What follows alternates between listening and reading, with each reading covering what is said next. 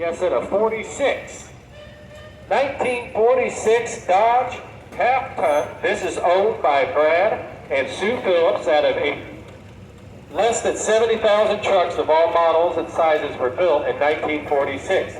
This was because they moved from all military to civilian production after the end of World War II in 45. Dodge was manufacturing mostly heavy trucks from 3/4, 1, 2-ton, and 3-ton trucks. Only a few of these half-ton trucks were built. The half-tons were powered with the famous 85-horse 218 flathead inline 6-cylinder engine. And what a beautiful restoration you guys have done. And they are sponsored by the Adrian Area Historical Society, which they have a building right here to the west of me. Be sure to go in. That organization has done a phenomenal job keeping the history of Adrian, Bates, and parts of southern Cass County alive and well. Coming down the road, this is one of the earlier field type tractors. This is a 1730 Type B Minneapolis. They were produced in Hopkins, Minnesota. These tractors here, they called them a cross mount. And when the tractor drives by you, you'll notice that the engine is not in line with the frame, but sits crossways. Minneapolis, Case, Huber, Quick, Parrott, and a few others were pretty famous for their cross-mount engines. So we thank you for bringing it out. That is what you call a barn fresh restoration. This tractor was come out of Crosby, North Dakota, bought from a pretty well-known collector who just recently passed, Mr. John Preston. Right up here following our featured tractors is owned by Don and Dorothy Holdway of Springfield, Missouri, with his 1951 Minneapolis Z.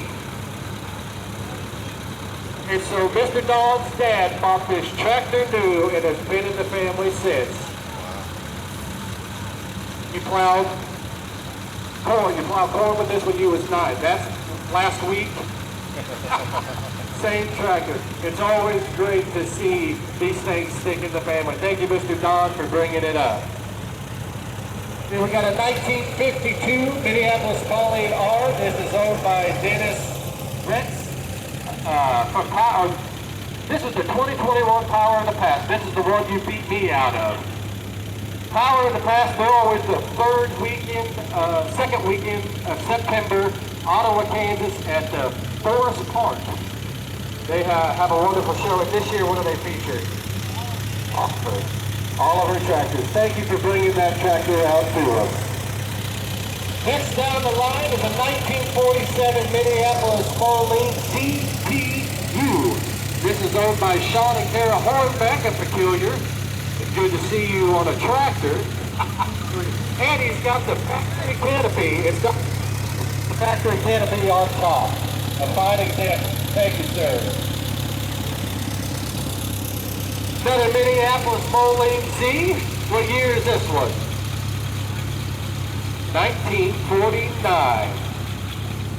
You've got the power lift and a young farmer to the boot on there. Thank you for keeping our youngsters going in the preservation of our past.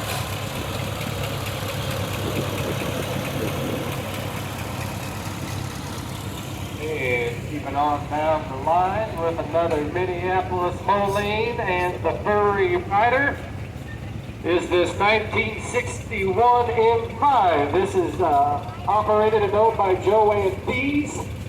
This was her dad's tractor. I'm assuming he bought this new. No, he traded it.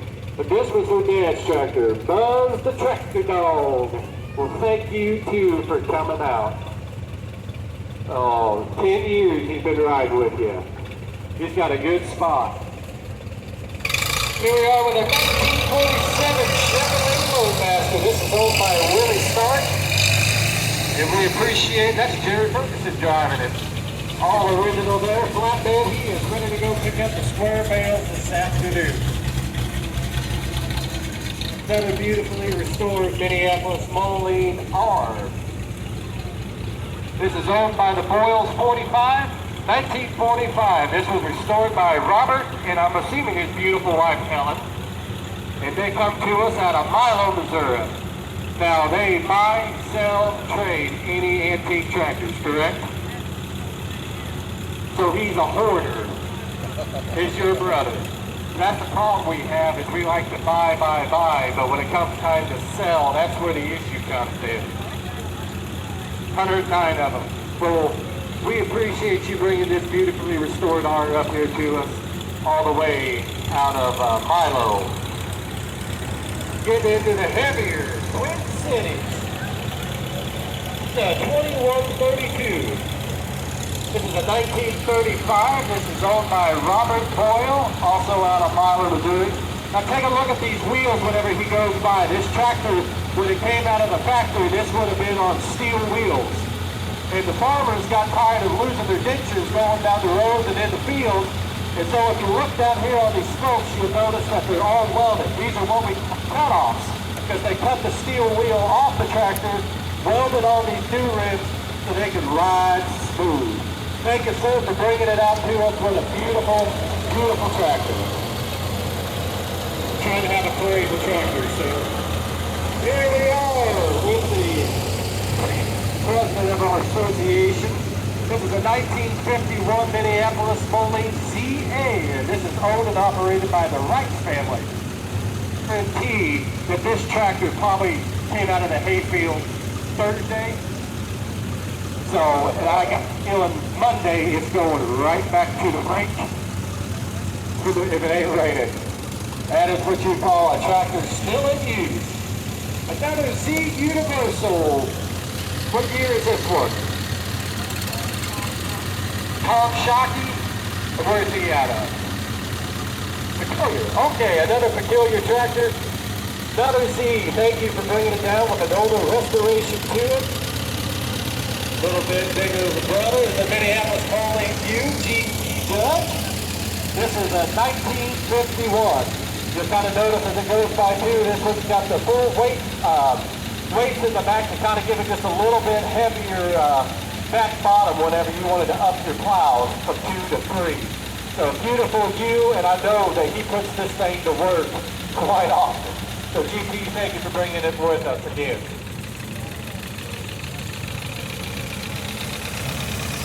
Minneapolis RTU. And for those, the U is for Universal. And the Universal tractor, and what year is this? I don't know. 2017? Was this a piece together? Felt just like it is. Beautiful tractor, thank you for bringing it out to us. And here we have Jumpin' Harry on the General Lee, the only young man I know that has gone 3 consecutive years on steel wheels. The General Lee, and you'll be sure to catch him jumping throughout every Friday, Saturday, and Sunday down by the North Sawmill. He's jumped girls, planks and boards, it is a hoot.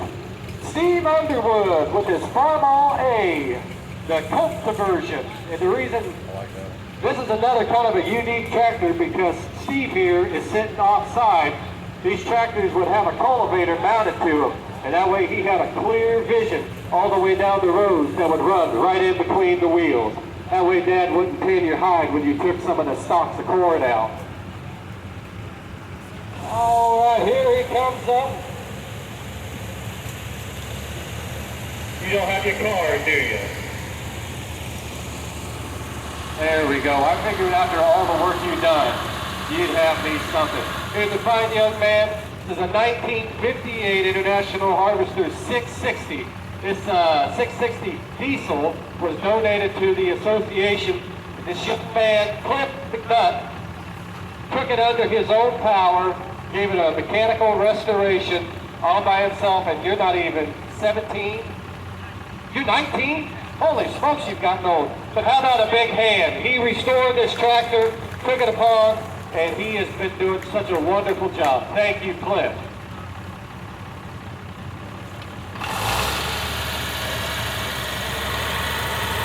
One of my favorites. I'm a little too tall for these tractors, but I've got a big appreciation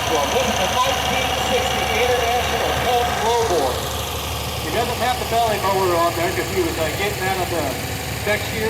Good, because we need somebody to keep the grass cut around here. If you're going to parade them, we can work them. Anyway, 1960 International Lowboys. This is the first year for the federal yellow option, which this one sports off. Low wide for mowing by the Department of Transportation Highway from Parsons, Kansas. And this is owned by Keith and Kathy McGuire. Mr. Keith, we appreciate you bringing this tractor up, and we look forward to seeing you next year.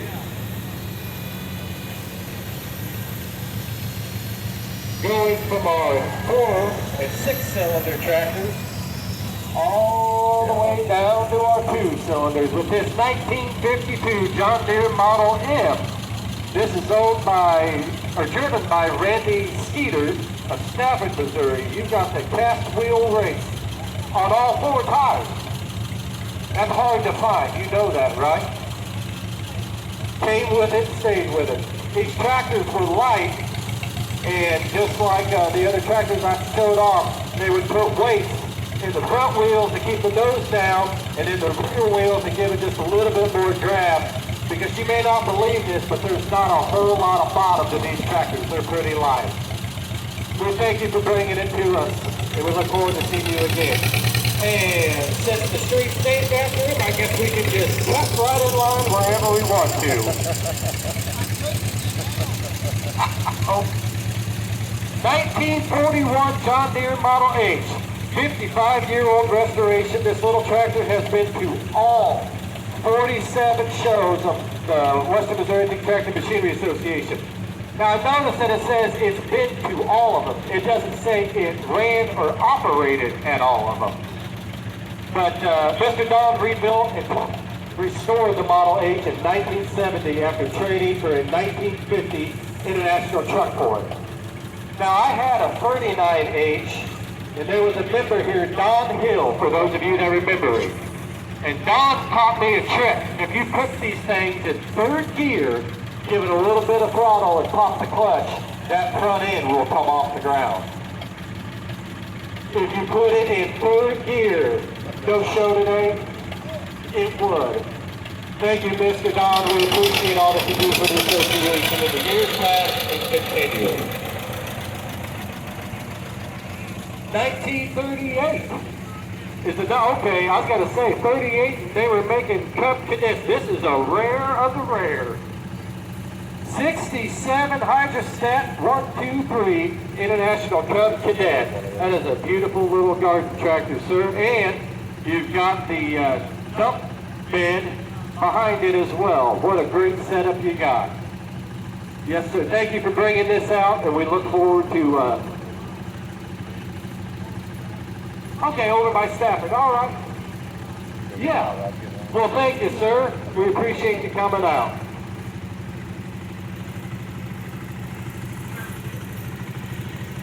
And coming on down the line, sharp, sharp, sharp. I've been needing a Bonanza. So if you guys just want to park it right over here. Here we have a 1979 CT C10 Bonanza with 57, you sure?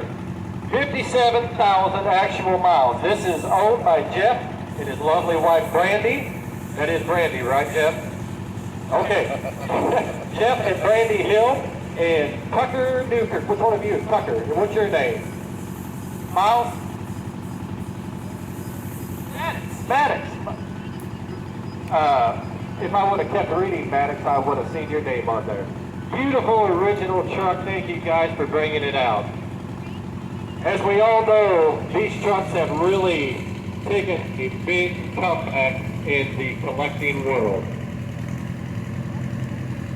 And the screaming giant of them all, I got stuck behind or stuck in front of one of these at one of the tractor drives and I still can't hear. 1960 to 1950 Oliver diesel. Got the Detroit opener all the way up. She sings.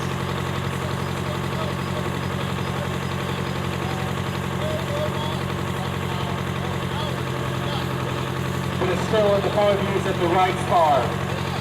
There it is. I guarantee you this was probably pulled off in the baler, wasn't it?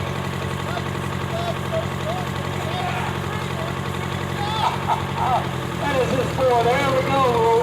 As know what you guys bring tractors out every year to support us, and we appreciate it very much. Here we have a 1959 John Deere 530. Oh my goodness, and this is Miss Gracie D. How about a big hand for Miss Gracie, huh? And how old are you? 8 years old, and you are driving a tractor. High five. There it is. Give this young gal a big hand. It's not every day that you get to see a young lady do this. I think it's good. You, Dad? Good job, Dad.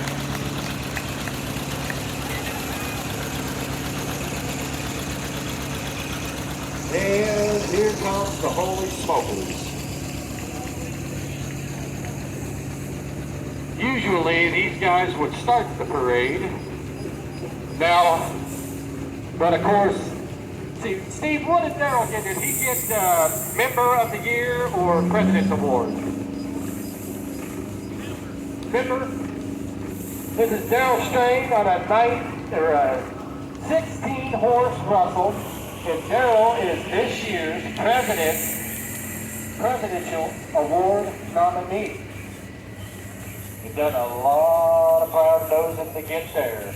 But Darrell's come down and has really helped the steam team tremendously with all he does, getting this engine back to operating condition. This engine came out of the sawmills in Utah. You'll notice that the gearing still looks new, the cast lugs still look new, which will show you that after 100 years plus, that this engine primarily does belt work. With these old gals, you can always tell what kind of work they've done by the condition of the gears and the lugs on them. And following with our road maintenance that is actually doing a better job than DOT and most of our county boys right now, and they're not even doing anything, which is Adam's Leading Wheel Grader number 10. So this is the predecessors to the air-conditioned, climate-controlled, hydraulic cab graders that we have today. The big wheels would lower and raise the board. He would be able to tilt the grader to do any ditch work he had. The man on the back of that had a lot of manual labors to do, unlike today where all you got to do is push the button. You got a whistle, demo. And remember, boys and girls, steam fluid whistle will never turn a wheel. But these people have some sort of likeness to their whistle. Their next is a 1906 Advance, 22-horse Advance. These were built in Battle Creek, Michigan. Advance was later sold to Rumley, which was later sold to Alice Chalmers, which was later sold to, I believe, Oliver, and down the line, and down the line, and down the line. This is a 22 horse with Willie Furman, and his, just give me a second here, I wasn't done yet. Give him the whistle, Willie. That we've had, getting better and better. Up next, so follow along with me, guys, because I know it's going to be like drinking out of a fire hydrant with me, but I'll do the best I can. These two steam engines that came through here, they are what you call a single cylinder, one cylinder runner. This is a 20-horse compound steam engine. So what this is it's still a single cylinder. Follow along, it's still a single cylinder, but it is using the steam twice. You've got a low pressure and a high pressure cylinder. So through the high pressure cylinder, we're exhausting steam after it's used into our low pressure cylinder. This engine was discovered, we believe a Missouri engine. They come out of down by Wheatland through a good friend that told us about it. This is the second year that the engine has been running here, and it's a fine engineer and a fine engineerette that we have up there. So thank you. Do a whistle.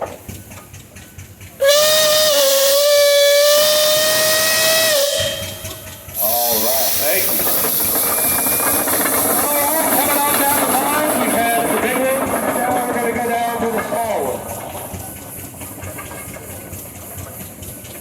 a half scale 18 horse Buffalo pit. So we've had our, for those of you that are following along, we've had our single cylinders, we had our compound cylinders, now we're going to have our double cylinders. And this little engine here was built in the early 60s by Francis Bell up out of Tracy or Parkville, Missouri. And it's got a double cylinder engine on it, out of a Stanley steamer. There's some Chevy parts on there, there's some Dodge parts on there, there's just a little bit of this and a little bit of that. But our engineer today is Mr. Randy Payton. He comes from the Tri-State Steam Show in Bird City, Kansas. So be sure to check them out. Randy, we appreciate you making the long haul. And I know you've got a whistle on there. Here we have Mr. Rick Johnson, the Steam Queen himself, on his little quarter scale, is it a 20, half scale 20 or 6.4? On his half scale advance engine, this was another Francis Bell engine built in 1958. Francis built 3 engines, the Buffalo, the Advance, and there's a Nichols and Shepard engine. So you get to see 2 of the 3 right here. Rick, thank you for bringing that down, and of course, give us a whistle. God, that's seriously. Ladies and gentlemen, that is it for the steam engine, so we can go back to quieter things now. And I lied. Here we have a 3060 Model E Rumley. 30 horse on the drawbar, 60 horse on the belt. Now, I know without a shadow of a doubt, this engine, or this particular 3060 will put a lot more horses than 60 on that. Anyway, this is a 3060. This was what had come out in the steam engine when they were still breaking the pillars open. This is being operated by Mr. Travis Bonus, behind him Mr. Justin Johnson. What a powerful, powerful machine that is. These engines or these tractors were designed with the larger horsepower to bust open the native prairie. And this is a 1912 model with a 10-inch door by 12-inch stroke. So you can imagine that it produces some pretty good torque and horsepower. The beauty part about this is there is no electric start on it. So for those of you who are on the west side, that actual spinning, in order for Chris to start this, he has to rock that flywheel until it kicks. And by a wink and a prayer, pray that that engine does not backfire and hit him the other direction. So if you ever see him out there starting this, it is an amazing spot to see. Not one that I really want to do. Chris, thank you for bringing that up to us. Okay, we can start here again.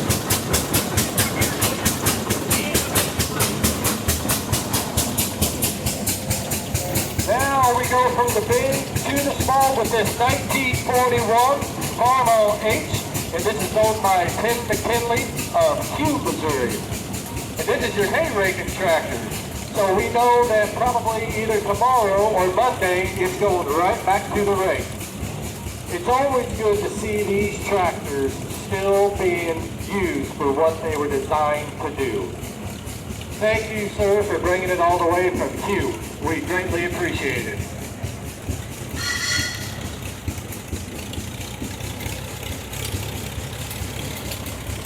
All right, we got another young driver.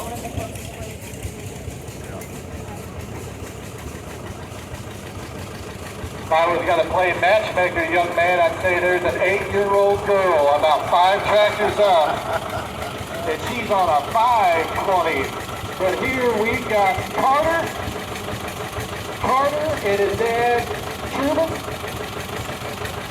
so you're Truman, and okay, so Truman's the driver, and then Carter Neal out of Freeman, Missouri, with their 70 John Deere diesel. There's only 11,105 of these built at a cost of $2,800 in 1955.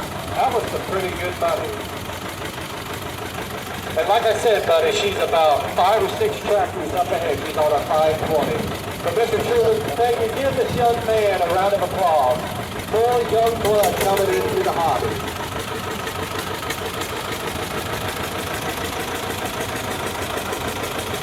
And just one step up, we have a 1954 John Deere 60. This is driven by Garrett Newford, owned by Daniel of Adrian and restored by Tom. There you go, brother. Another young man behind the wheel. And here comes our lawn-mowing Tom boy. Slow down, son. I'm from Archie. I got to read the tag. 1976 Wheel Horse B80. This is owned by Easton Rich and restored in 2000. Are you Easton?